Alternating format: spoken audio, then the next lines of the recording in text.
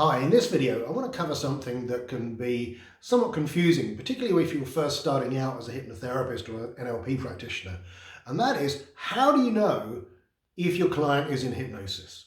Now, some schools will teach you to pay attention to the client and to look at their physiology, and they'll give you some examples, and you will do all these sort of sensory acuity exercises to really pay attention to your client. And they'll say these are the indicators of hypnosis. And they will say you need to notice the skin color of the person. If you notice changes in the skin color, well, that's an indicator of hypnosis.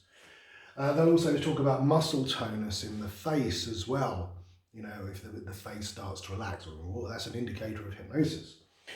Then they'll say about breathing change. You know, is it there a change in the respiration rate? Does the breathing shift from high up in the chest to low down in the abdomen? If so, that's an indicator of hypnosis. And then they'll say about defocused eyes. Do the eyes sort of glaze over and defocus? And is there a change in physiology? Now, here's the thing. Those sorts of things are all very well and good to be paying attention to, but they're not indicators of hypnosis. What they are indicators of a change of state, which may not be hypnosis. Because the fact of the matter is, the only real way you know if your client is hypnotized is if you are creating hypnotic phenomena. So are you getting glove anesthesia? Are you getting catalepsy? Are you getting amnesia? Are you getting those sorts of things? Because that's the real indicator of hypnosis. Because all this stuff is a change of state, and that could be relaxation, that could be a trance state. Now, you can definitely use hypnosis to create a trance state, and you can definitely use hypnosis to create relaxation, but they're not the same. Hypnosis isn't that. Hypnosis, particularly if you look at some of the researchers who've done a lot of research on hypnosis over the years, from people like T.X. Barber to Wagstaff, to Irving Kirsch and whatever, they'll all say that hypnosis isn't an altered state of consciousness, that it's really just a suspension of disbelief and believed in imaginings. Now, if that's the definition, then the only real indicator of hypnosis is the person following along with the suggestions and creating hypnotic phenomena.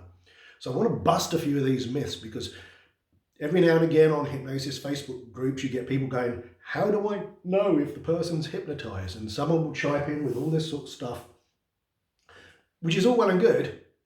It shows you're paying attention to your client, but it's not necessarily an indicator of hypnosis. It's an indicator of a change of state.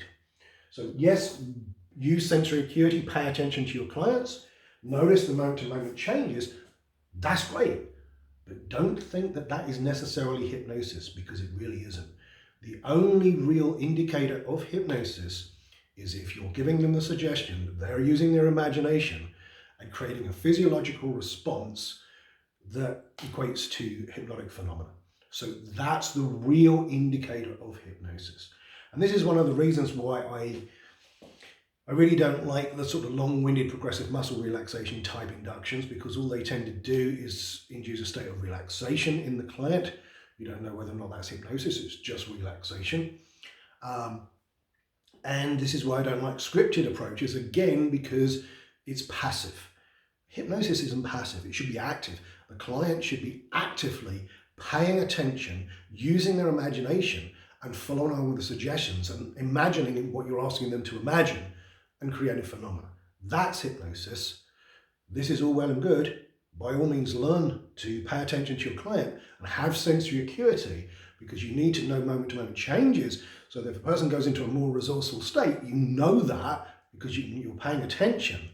But don't be confused and think that these are real indicators of hypnosis. They're not. They're just an indicator of a change of state. So the way to really know if your client is hypnotized is to use things like tests and convincers to create hypnotic phenomena. Then you really know if your client is hypnotized. So I hope that gives you some information. I just wanted to make a short video, because again, it's something that comes up time and time again on hypnosis Facebook groups.